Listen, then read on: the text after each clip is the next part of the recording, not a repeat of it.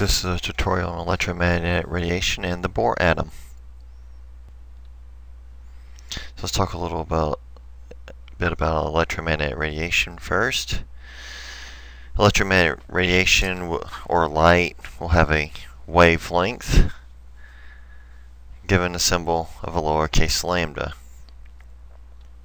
Wavelength is the distance from the top or crest of one wave to the top of the next wave, or really any equivalent point on one wave to the same point on the next one. It's usually measured in distance units, meters, nanometers, centimeters, or even angstroms. And this will primarily use nanometers because that is convenient because of the wavelength of visible light. But we'll also use meters for some of the calculations. Frequency is given the symbol of a lowercase nu. That almost looks like a cursive V. It's the number of crests or troughs that pass by a given point per second, so it's the number of waves per second. Frequency is measured in units of inverse time. In our case, we'll use cycles per second, but it could be minutes or hours or whatever. But if it's cycles per second, we give that units of hertz, abbreviated Hz. So a hertz is a cycle per second. Now the relationship between the wavelength and the frequency of any wave is the velocity of the wave equals the product of the wavelength times the frequency. That would work for sound waves or water waves or waves on a string or any kind of waves. We're just going to do it for light. And so for light, the velocity is 3 times 10 to the 8th meters per second. And that has the symbol c, and we call that the speed of light. Therefore, the relationship between wavelength and frequency for light is going to be the c, the speed of light is equal to wavelength times frequency. For this formula to work, the wavelength is going to have to be given in meters because of the meters on the speed of light and its unit. Now let's look at two different waves. So if that's wave 1 with wavelength indicated, and this is wave 2 with wavelength indicated, assuming the waves move at the same speed, which they do for light, which wave has a higher frequency? Wave 2 has a higher frequency because of the shorter wavelength. If they're moving at the same speed, more complete waves will pass by your point in 1 second because the wavelength of wave 2 is shorter. Now when we talk about the electromagnetic spectrum, that's all the possible frequencies of electromagnetic radiation or light. Generally, electromagnetic radiation is classified by wavelength into radio waves, microwaves, infrared, visible, ultraviolet, X-rays, gamma rays. The behavior depends on the wavelength and what range it falls into. When electromagnetic radiation interacts with atoms of single molecules, the behavior also depends on the wavelength or energy of the light involved. In talking about atomic structure atoms, that's why we're talking about light, because a lot of what we know about atomic structure is based on the interaction of atoms and molecules with light. This is a table showing the different regions of the electromagnetic spectrum with low energy light at the top, high energy light at the bottom, and some uses or applications of that region.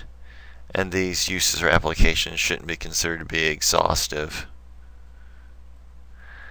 So the lowest energy light is radio waves. Those are your AM, FM radios, your TV signals, the cell phone signals, so on and so forth.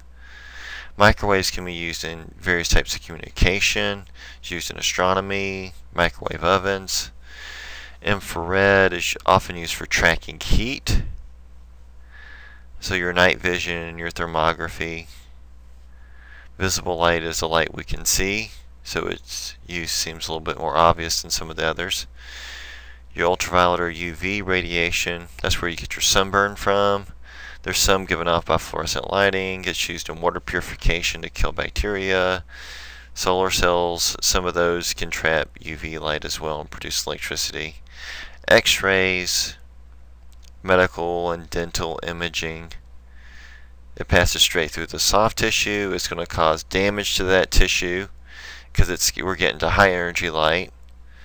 If ultraviolet can cause a sunburn, X-rays or higher energy can cause more damage, which is why we need to shield ourselves, particularly if you're into medical imaging and do X-rays on a day-in, day-out basis. Gamma rays are the highest energy of the ones in this table, and a lot of medical radiation therapy in terms of cancer treatments or medical imaging in some cases. Sterilization of foods, although there's some controversy there, it does drastically increase the shelf life of the foods, and NASA's been doing it for years.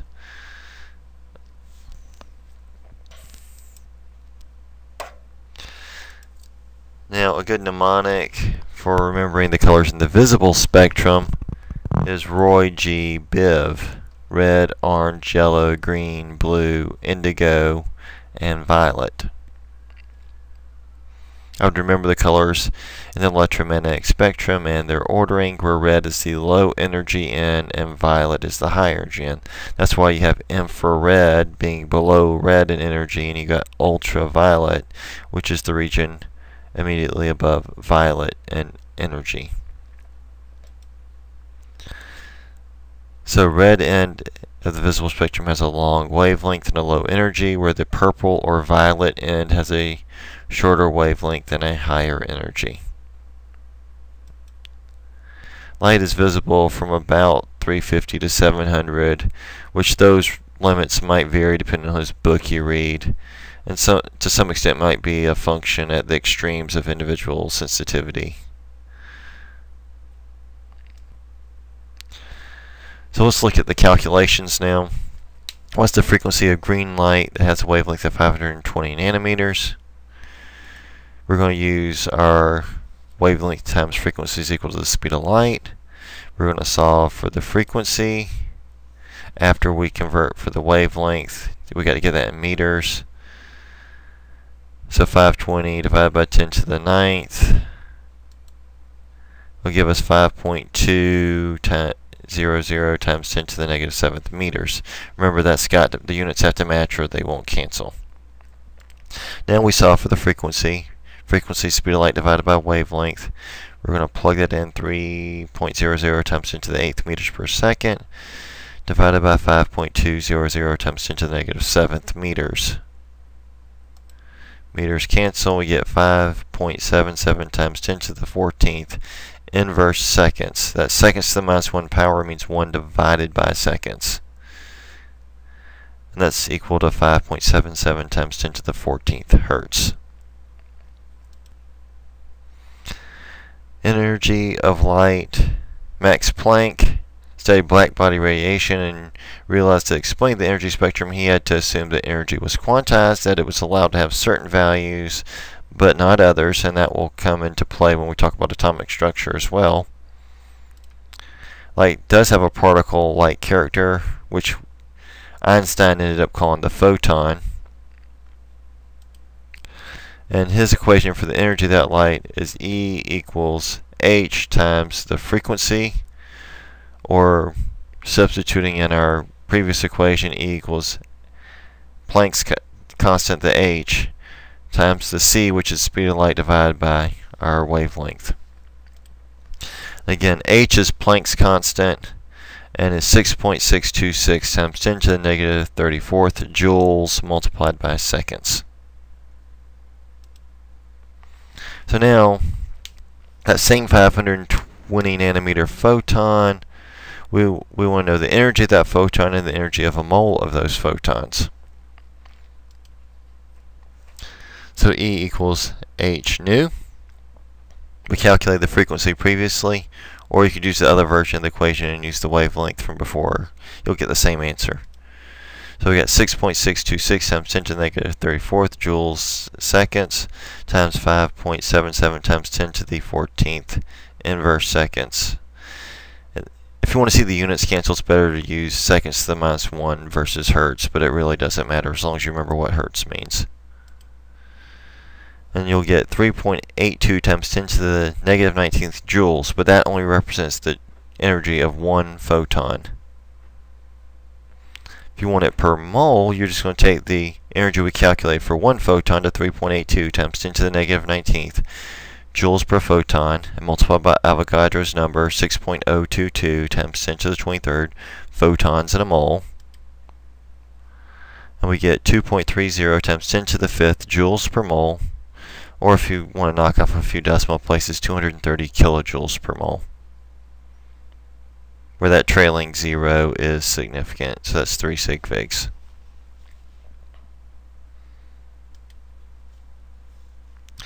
So let's talk about the Bohr atom and atomic spectra and how they relate. Now, an emission spectrum is can be formed by an electric current passing through a gas in a vacuum tube at very low pressure, which causes the gas to emit light. Or it could be heat applied to an element as well, can also cause it to emit light. We call that a bright line spectrum. So if we, for example, take a hydrogen lamp, we're going to learn electric current across that. We're going to pass the light through a slit and then through a prism. So that light shines on the slit, the light passes through the slit, hits the prism, and then is split into its characteristic components, which for hydrogen that'll be a red line, a bluish greenish, or I guess teal line, and then 2 purple lines. Those lines produced we call the bright line spectrum, which goes back to our notion of Planck's concept of quantized energy, that the atom is allowed to have certain values for the energy and not others. These lines correspond to that, as we'll mention when we talk about the Bohr atom. Here are some line spectra for some selected elements. There's hydrogen, there's helium, there's sodium, there's mercury.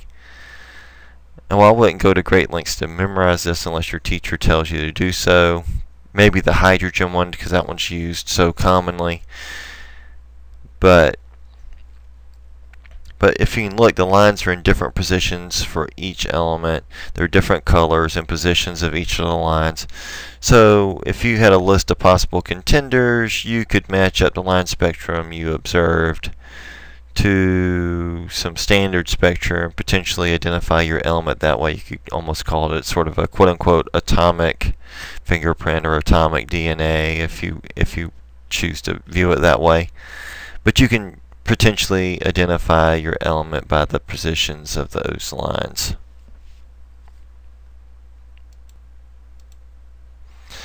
So there are different types of spectra. If you just have white light and you shine it across a prism, you're just going to get a nice rainbow, and we call that a continuous spectrum. All the wavelengths of light are present. Just plain old white light, like from the sun or something of that nature. It'll give us that nice rainbowing, and you're used to seeing that because water droplets in the atmosphere act as a prism, and we see that many times after it rains. Now we can have a hot gas, which in turn emits light that can be shined through a prism. That hot gas could either be produced by running electric current across it, or just by elevated temperature. Regardless, it will produce lines of various wavelengths depending on what that identity of that gas is, and that's the origin of your emission spectrum. I will see a mostly dark scale, but I will see certain lines that are there. But every time you use that hot gas, you'll see the exact same lines. Now if I shine light across a cold gas, and then the remaining light that's not absorbed by the gas passes through the prism, assuming the hot gas and the cold gas were the same gas, I would get dark lines in the exact same positions as I had colored lines on the emission. We call that an absorption spectrum. So the same lines that are in the emission spectrum will be missing in the absorption spectrum. So that's the difference. Astronomy takes advantage of that absorption spectrum because you can tell what gases are in the star from a distance by which lines are missing from the light emitted. Because nobody's actually traveled to the sun, for example, and collected a sample so that we can analyze what's in it. You have to determine everything by the light emitted.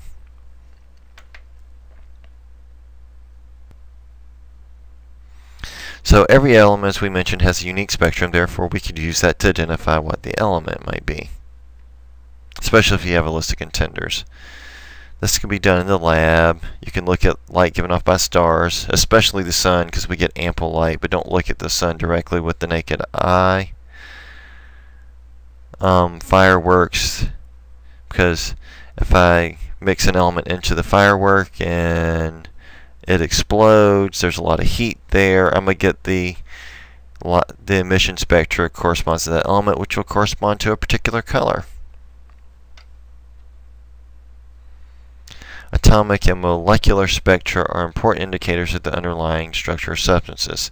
Now, while this presentation will focus on the atomic spectra, you can do the same thing with a molecule and determine different things about it, but we'll leave that as a topic of a more advanced discussion.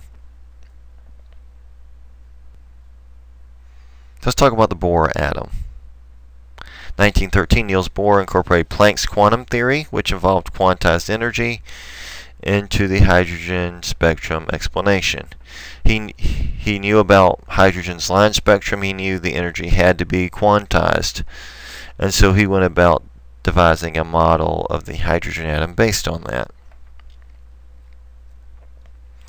So what he postulated was that an atom has a number of discrete energy levels, which he called orbits or stationary states, in which the electron may exist without emitting or absorbing electromagnetic radiation. That is, it continued going around in that little orbit and it didn't decay like a normal orbit would, like a satellite orbiting the Earth or something like that. As the orbital radius increases, so does the energy. Bohr numbered these orbits with values of n, where it was n could equal 1, 2, 3, 4, 5, so on and so forth, until the atom ionized and that electron was given off. But it was whole numbers greater than or equal to 1. It can't be 2.5, can't be 3.6, it's got to be the whole numbers greater than or equal to 1. Electron can move from one of these discrete energy levels or orbits to another, but in so doing, you have to emit or absorb monochromatic radiation, or its equivalent in absorption in terms of heat or electrical current or something else. The electron is going to move in a circular orbit, and its motion is governed by ordinary laws of mechanics and electrostatics with the restriction that the angular momentum is quantized, that it can only have certain values, which makes it maintain that particular orbit. Light of characteristic wavelength and frequency is emitted when the electrons move from a higher orbit, say orbit n equal 4, to a lower orbit with a lower energy, say orbit n equal 1. That's the origin of the emission spectrum, because I'm going to see that light that's given off. Now, light or energy is going to be absorbed when the electron goes from a lower orbit, say n equals 2, to a higher orbit, say n equals 4. That's the origin of the absorption spectrum. I'm not going to see that light because I'm going to be providing the light that would be absorbed.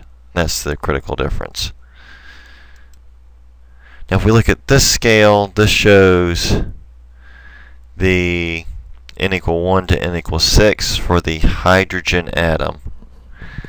And you see there are different colored lines, the purple, the green, and the red. Now let's walk through what that means. The red lines are going to represent emissions and absorptions that would be in the infrared range. The green lines are going to represent emissions and absorptions in the visible region, and the purple lines represent the ultraviolet. So we can say where the lower n sub L, is going to be the same for each region. Where the lower n is 1 is going to be ultraviolet, as indicated with the purple. And the lower n being equal to 2 is going to be visible, which will be important because you see there are 4 lines there, and there are 4 lines in the visible spectrum for that sharp line spectrum we saw for hydrogen. So they're in green, and n sub L is equal to 3 is the infrared, as indicated in the red.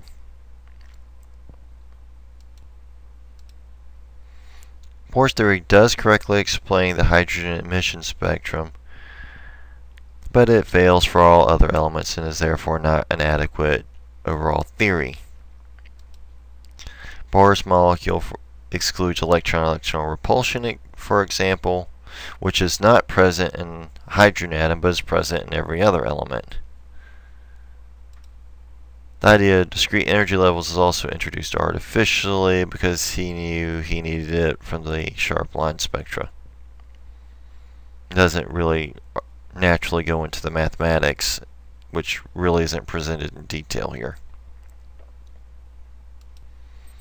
Now the Rydberg equation is an empirical equation that looks at the lines for the hydrogen spectrum for the Bohr model of the atom. The equation is 1 divided by lambda is equal to an R constant times the quantity 1 over the lower n squared minus 1 over the higher n squared. The reason I do low minus high is so that you end up with a positive wavelength. If you're going from a lower end to a higher end, that's light absorbed. If you're going from a higher end to a lower end, that's light emitted. The R is the Rydberg constant, and for hydrogen it's 1.097 times 10 to the 7th meters to the minus 1. We'll only consider this for the hydrogen atom for the purposes of this presentation, but you could get R constants for any element, and they did that for years before they decided that Bohr's model wasn't an adequate theory. But we'll consider here for a historical perspective, and it does show quantized energy and energy levels quite nicely. So the NL and the NH refer to the higher and lower energy levels for hydrogen atom, and those are Bohr's N from his model. So let's look at an example. What's the wavelength of the light emitted when the hydrogen atom goes from n equals 4 to n equals 2? We know since the lower n is n equals 2, that's going to be visible, so I'd expect something in the visible range for the wavelength. So there is our Rydberg equation, and now we're just going to plug into it. So that's equal to 1.097 times 10 to the 7th meters to the minus 1 power times 1 over 2 squared minus 1 over 4 squared. And we get 2.06 times 10 to the positive 6 meters to the minus 1 power. Now that's 1 over the wavelength, that's not the wavelength, so we need to get the wavelength. So the wavelength is 1 divided by 2.06 times 10 to the 6 meters to the minus 1 power, which is 4.86 times 10 to the negative 7th meters, or 486 nanometers. Now you could have equations for the frequency and the wavelength that are very similar to this wavelength one. I've only chosen to show the wavelength version, and you could get the other ones using equations I already have shown in this particular presentation. I picked wavelength just because that's most commonly, if you do a lab on this, that you're going to get wavelength as data, and so it helps when you do the lab. This has been a presentation on electromagnetic radiation and the Bohr model of the atom.